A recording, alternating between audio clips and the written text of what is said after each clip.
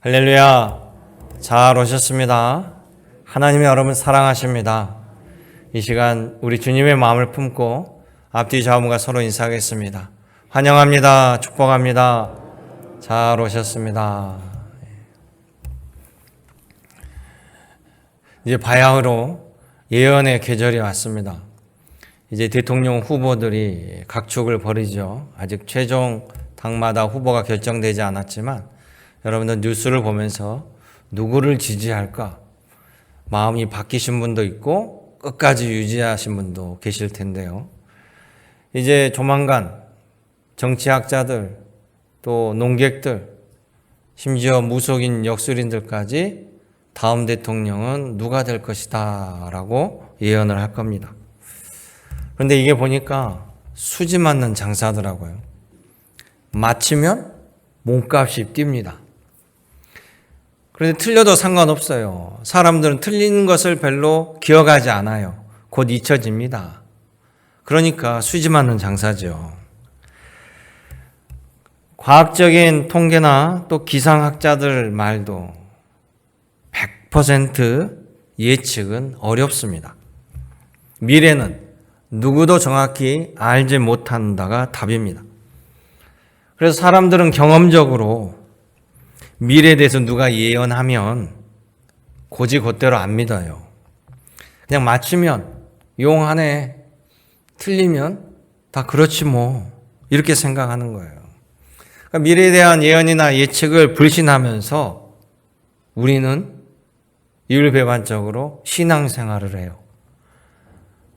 우리가 신앙생활 한다는 거, 성경 말씀, 그 말씀들이 곧 예언의 말씀, 미래의 말씀입니다. 성경 속의 사람들에게 전해준 하나님의 말씀은 그 시대의 미래에 관한 말씀이었어요. 그 말씀들은 오늘도 우리들에게 미래의 말씀으로 이어집니다. 그렇게 성경 말씀 중에 그때 당시에는 미래였지만 이루어진 말씀도 있고 또 앞으로 이루어질 말씀들도 있다라는 것이에요.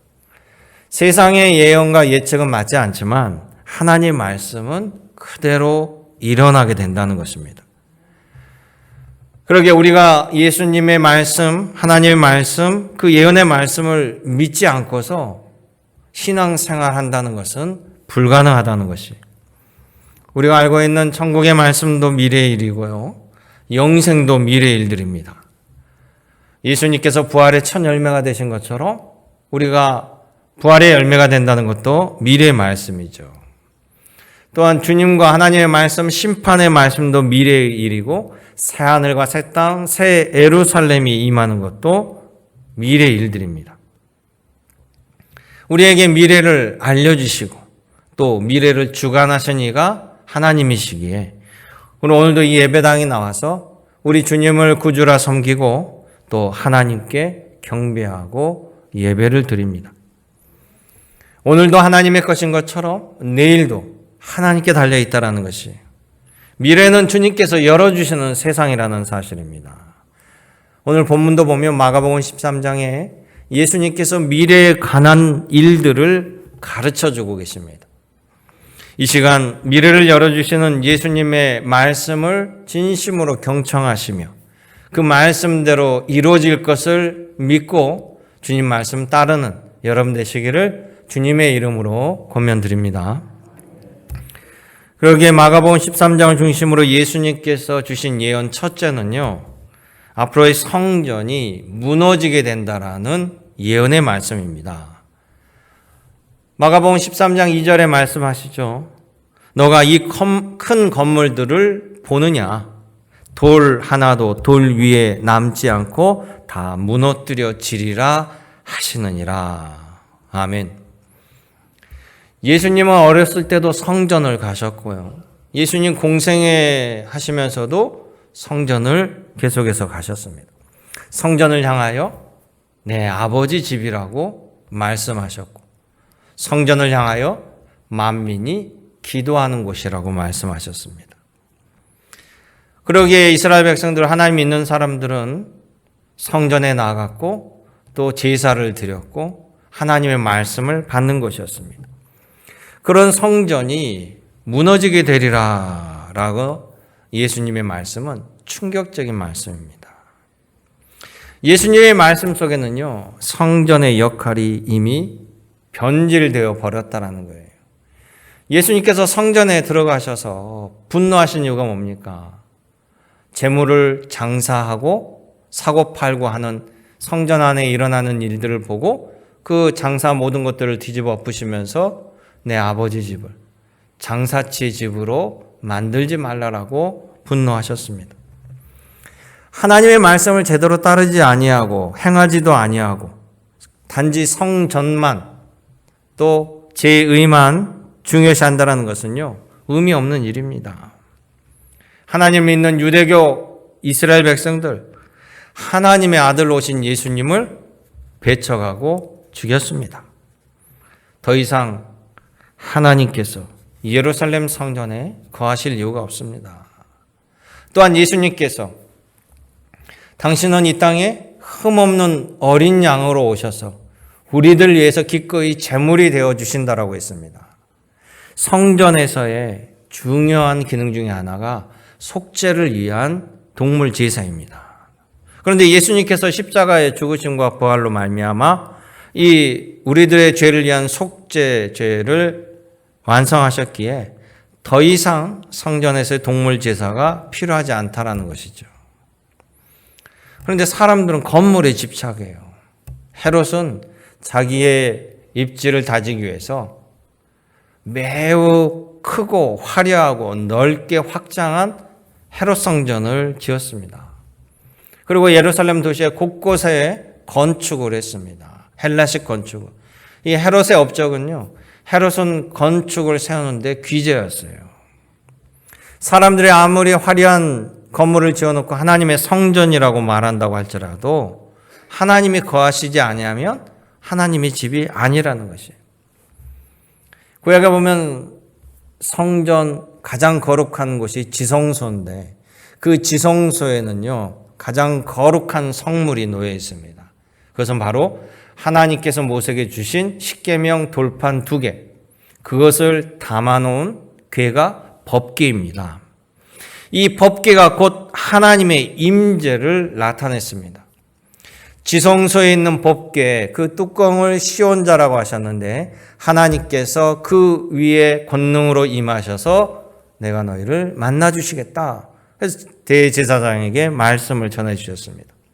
그러니까 이스라엘 백성들에게 있어서는요, 이 법궤가 곧 보이는 하나님처럼 생각하게 될 수밖에 없죠. 이스라엘 백성들은 이동을 하면서 성막일 때도 늘 법궤가 그들의 중심이었습니다. 심지어 전쟁할 때도 이 법궤를 가지고 나아가 싸웠습니다. 그때마다 이스라엘은 승리했어요. 하나님의 도우심의 결과였는데 나중에는 이스라엘 백성들이 하나님의 도우심을 보지 아니하고 그저 이 법궤만 가지고 있으면 전쟁에 승리한다라고 생각할 정도로 신앙이 변질되어 버립니다. 그래서 사울왕 때는요, 이 사울왕이 이미 사무엘 선지자를 통해서 하나님의 말씀을 듣지 아니하고 어겼기 때문에 하나님의 영광이 옮겨간다라고 이야기를 들었잖아요. 이 사울왕이 블레셋과 전쟁을 하는데 이스라엘이 밀리기 시작합니다.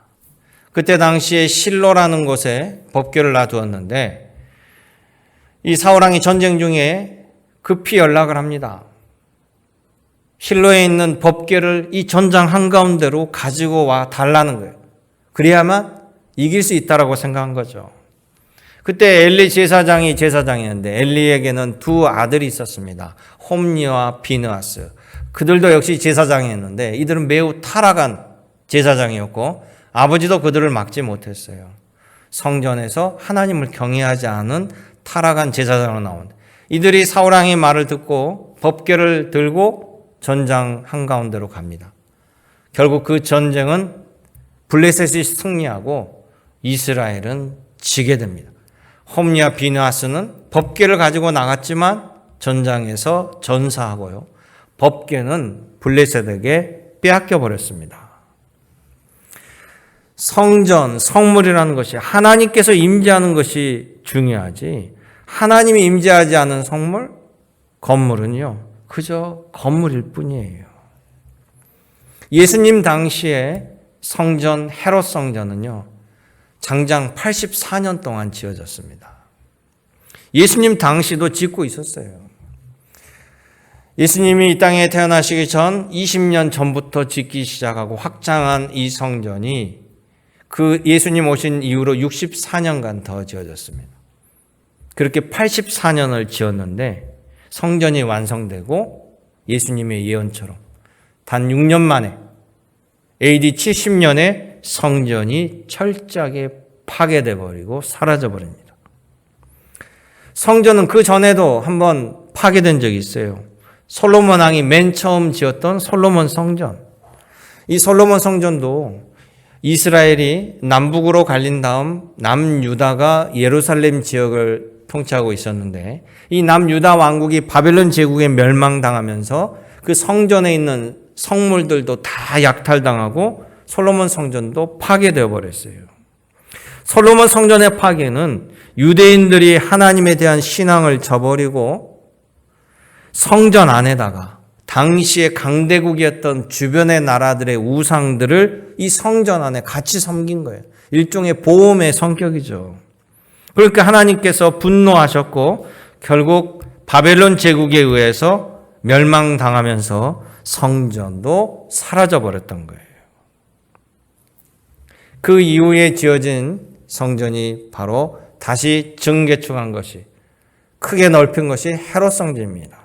예수님 당시 이 헤롯 성전 70년에 로마 제국 티투스 제독에 의해서 철저하게 파괴되어 버렸고, 파괴된 그 성전은 오늘날까지 2000년이 지난 오늘날까지 다시 세워지지 않고 있습니다. 오히려 그곳은요, 예루살렘을 점령한 회교도들이 이슬람 사원을 세워버렸어요. 성전의 자리에, 성전이 사라진 그 터에 이슬람 사원이 세워진 겁니다. 한번 사진을 보시죠. 예루살렘 성지를 다녀오신 분들은 잘 아실 거예요. 저곳에 보이면 저 황금돔이 바로 성전 터에 회교도들이 모스크라는 사원을 세워버린 거예요.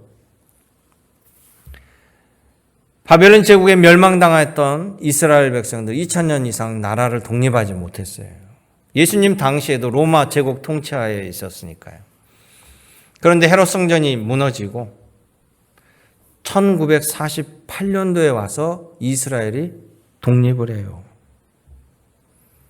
그러고도 또 몇십 년 지나 1967년 6.1 전쟁을 통해서 요르단이 장악하고 있던 예루살렘 동편을 그때서야 탈환했습니다. 그런데 이미 저렇게 회교도 성전이 세워져 있는 바로 저곳에 이스라엘 백성들의 성전을 회복시킬 수가 없었어요. 오늘날도 예루살렘에 가면 예수님 예언 그대로 돌 위에 돌 하나도 남지 아니한 바로 저 모습을 볼 수 있다는 것이. 그러게 사랑하는 성도 여러분, 성전이 파괴되어진다는 예수님의 말씀은 바로 우리들의 신앙에 경각심을 주는 말씀이에요. 우리가 이 성경책만 가지고 있으면 모든 효력이 발생한다는 성경은 부적이 아닙니다. 성경은 그 속에 담긴 주님의 말씀을 듣고 따라하고 실천해야 되는 바로 신앙의 지침서라는 거예요. 여러분, 복된 인생의 지침서가 바로 성경임을 기억하시기 바랍니다. 그리고 믿음의 자녀들은요, 주님의 말씀을 믿고 그 말씀대로 순종하고 따르시기를 주님의 이름으로 당부드립니다. 두 번째 예언의 말씀은 끝까지 견디는 자는 구원을 얻으리라. 13절의 말씀이에요. 너희가 내 이름으로 말미암아 모든 사람에게 미움을 받을 것이나 끝까지 견디는 자는 구원을 받으리라. 아멘. 제자들에게 주신 예수님의 말씀, 앞으로 어떻게 될까요? 라고 했을 때 주님은 제자들에게 앞으로 너희들에게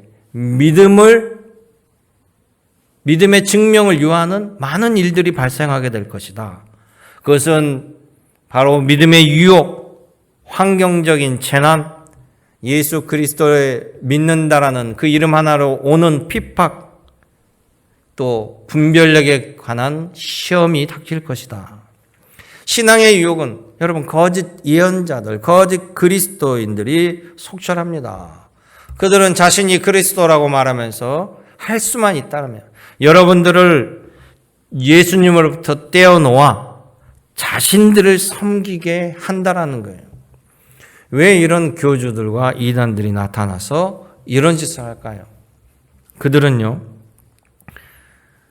성경을 아예 잘못 해석을 하거나 또 사단의 종이 되었거나 스스로 과대망상에 사로잡힌 사람들입니다.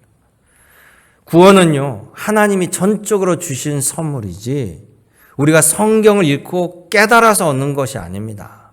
내가 어느 날 성경을 읽었더니 구원을 깨달았다. 그날이 몇 날 며칠 몇 시다. 내 구원받은 날이다. 다 잘못된 해석입니다. 우리는 스스로 하나님의 구원을 찾아가는 것이 아니에요. 우리는 득도하는 것이 아닙니다. 하나님의 전적인 은혜를 받는다라는 것이에요. 이런 사람들은 수많은 이단과 사이비를 만들어냅니다. 스스로 하나님의 계시를 받은 사람이라고 이야기하죠. 자신이 참 하나님이라고 얘기합니다. 자신이 참 아버지라고 우깁니다. 어떤 이는 자신이 이긴 자라고 해요. 심지어는 자신이 이 땅에 다시 온 메시아라고 주장합니다. 예수님 당시에도요, 유대인들은 다 율법을 잘 압니다. 지금 자신이 그리스도요 참 하나님이라는 사람들도 우리와 동일한 성경책을 가지고 주장을 합니다. 예수님 당시에 서기관들은 전문적으로 율법을 연구하는 사람이기 때문에 누구보다도 율법을 잘 알죠. 바리새인들은 랍비입니다. 그들은 백성들을 하나님 말씀으로 가르치는 사람들이에요. 당연히 잘 압니다. 제사장, 사두개인. 제사장들은 사두개인들이고 사두개인들은 바로 사독 제사장의 후예들이에요. 그들은 말씀에 따라 집례를 하고 백성들을 지도합니다. 율법을 잘 알죠. 사두개인들 가운데 예수님께서 와서 묻습니다. 예수님, 그러면서 율법을 가지고 예수님에게 공격하고 질문합니다.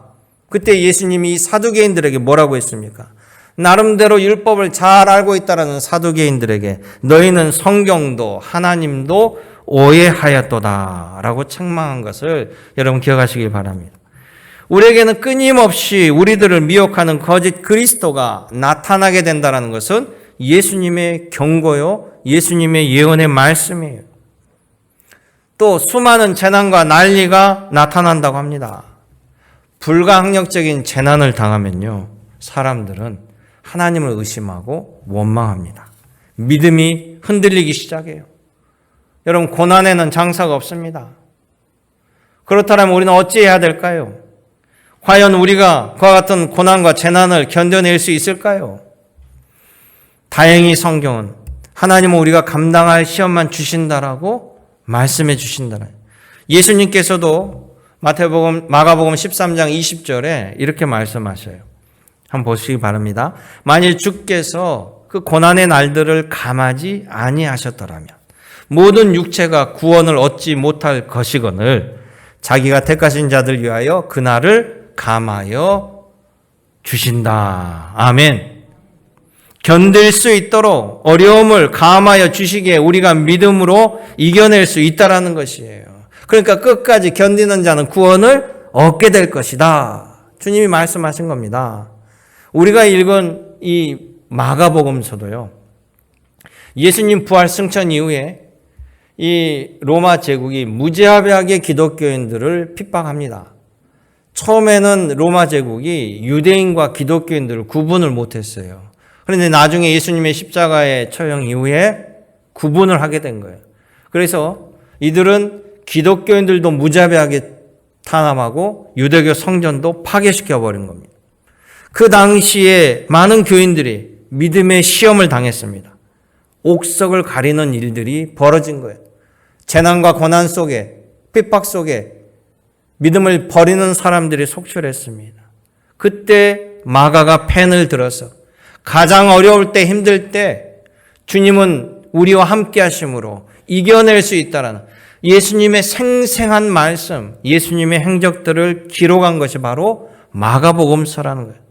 끝까지 견디는 자는 구원을 얻게 되신다는 그 예수님의 말씀, 그때뿐만 아니라 지금도 진행 중에 있다는 사실이에요. 과거 이스라엘이 멸망했을 때, 솔로몬 성전이 파괴될 때 바로 그때 활동했던 선지자가 예레미야 선지자인데요.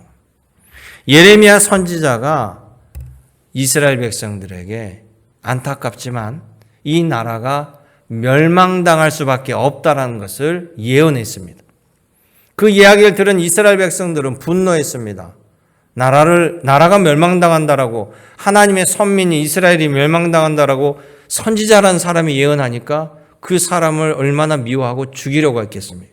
그때 예레미야가 뭐라고 예언하냐면요.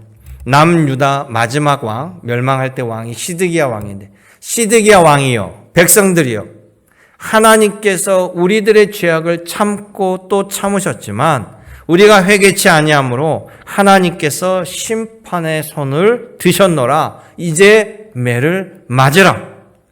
그러나 매를 맞으며 회개하고 돌아오면 하나님께서 이스라엘을 회복시켜 주시리라. 하나님의 말씀이었어요.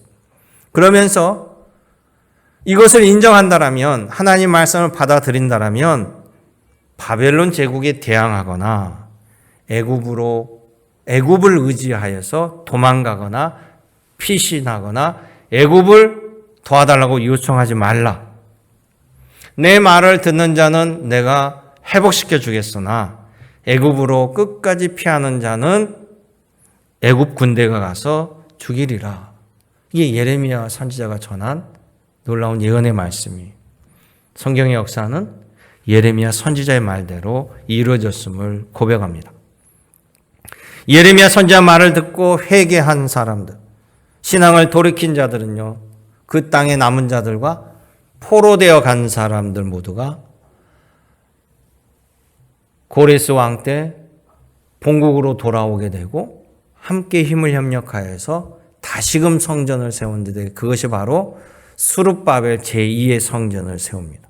그런데 끝까지 애굽에게 도움을 요청하고 애굽을 의지하여 피신 간 사람들은요, 바벨론 제국이 남유다를 멸망시킬 때 애굽까지 쳐들어가서 애굽도 쑥대밭을 만드는데, 놀랍게도 이 바벨론 군대가 애굽에 들어가서 애굽으로 피신간 유대인들을 다 잡아서 죽였다는 사실.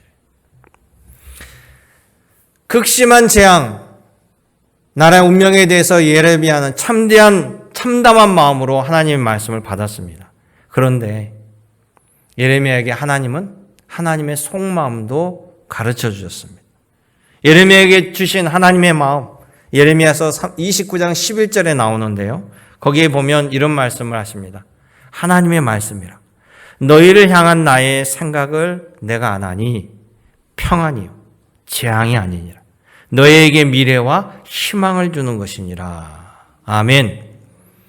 그러기에 끝까지 견디는 자는 구원을 얻게 된다는 이 말씀 여러분 기억하시기 바랍니다. 이 말씀은 절망의 말씀이 아니에요. 희망을 주는 말씀입니다. 끝은 하나님께 있습니다. 믿으시기 바랍니다. 마지막 세 번째 예수님이 주신 예언은 인자가 다시 오리라 하신 재림의 약속의 말씀입니다. 26절에 기록되어 있죠.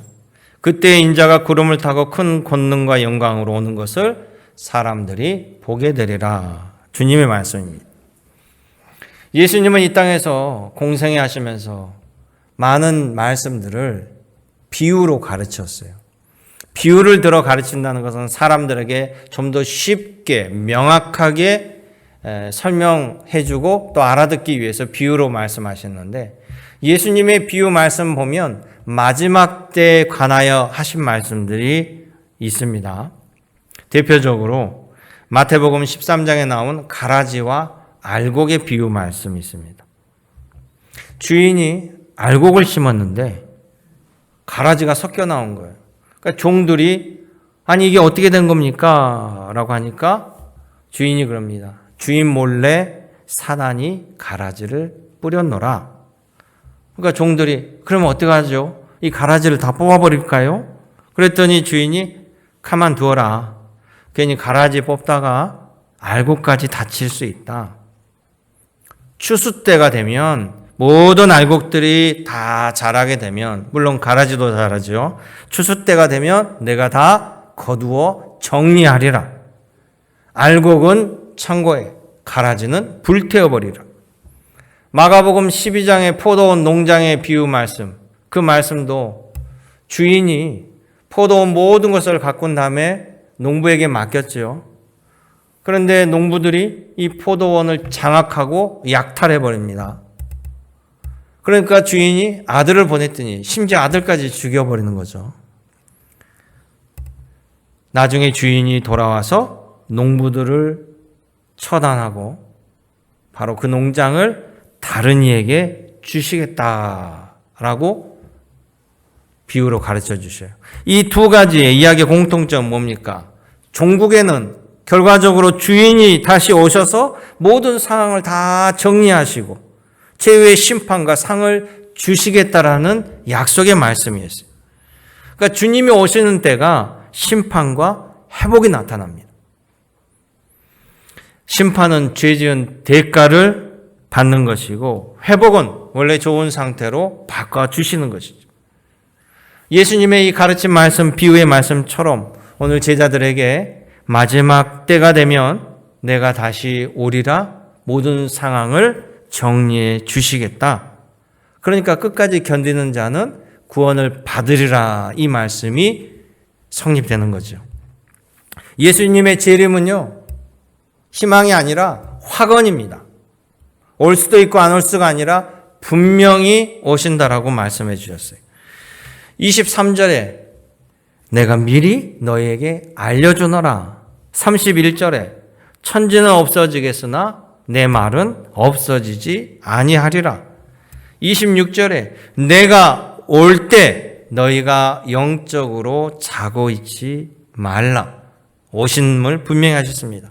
37절에 그러니 반드시 깨어 있으라. 이 약속은 듣고 있는 제자들에게만 주신 말씀이 아니에요. 37절의 말씀 보십시오.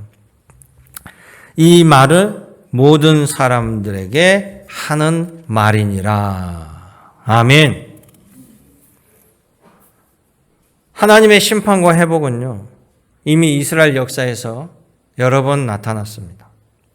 창세기에 보면 하나님께서 사람들이 너무 악하게 흘러가니까 후회하시고 다시금 새롭게 하고자 하는 심판과 회복이 나타난 것이 바로 홍수로 심판을 내리죠. 대홍수로 심판을 내리지만 그래도 그 당시에 의인이었던 노아의 가족을 구원하셔서 하나님께서 노아의 가족을 통해서 새로운 역사를 이어가게 하셨습니다. 하나님의 선민이라고 하는 이스라엘 백성들도 아까 말씀드린 것처럼 기원전 587년도에 바벨론 제국에 의해서 철저히 멸망해버려요. 바벨론 제국은 당대 최강의 제국이었습니다. 바벨론 제국을 당시에는 당할 나라가 없어요. 그런데 성경은 뭐라고 얘기하냐면 이스라엘이란 나라가 단지 힘이 없어서 바벨론 제국에 패한 것이 아니고 바벨론 제국이 세계 최강이라서 이스라엘 이긴 것도 아니라고 합니다. 뭐라고 얘기하냐면 성경은 하나님께서 이스라엘을 정신 차리게 때리는 매로 바벨론 제국을 들어 쓰셨기 때문에 가능한 일이다. 선지자들의 말이었습니다. 그러면서 바벨론 제국에도 경고해요. 만약 너희가 스스로 잘난 것처럼 교만하고 계속해서 그런 교만으로 스스로 최강이라고 우긴다라면 하나님의 심판이 너희에게도 임하게 되리라. 너희는 바사 제국의 고레스에 의해서 멸망하게 될 것이다. 이게 바로 이사야 선지자의 말씀이에요. 이사야서 47장 10절에 보면 이렇게 얘기합니다. 바벨론이 악을 의지하고 스스로 나를 보는 자가 없고 오직 나뿐이고 나 외에는 다른 이가 없다고 하였으므로 재앙이 너희에게 임하리라. 그러나 너가 근원도 알지 못할 것이며 손해가 내게 이르리라. 아멘. 이사야 선지자의 말씀이에요. 하나님을 모르는 바벨론 제국은 멸망을 당해도 멸망의 이유도 모릅니다. 회복의 약속도 없어요. 하나님 말씀입니다. 그러나 이스라엘은 달랐습니다. 이스라엘은 그 이유를 가르쳐 주시고 회복의 길도 열어 주셨다라는 거예요. 그러게 사랑하는 성도 여러분, 하나님의 심판은요, 단지 심판만 있는 것이 아니라 하나님의 심판은 심판과 함께 회복이 일어난다는 거예요. 예수님이 다시 오신다는 것도 그렇습니다. 예수님이 다시 오시면 여러분 가라지에게는 심판이지만 알곡은 해방이에요.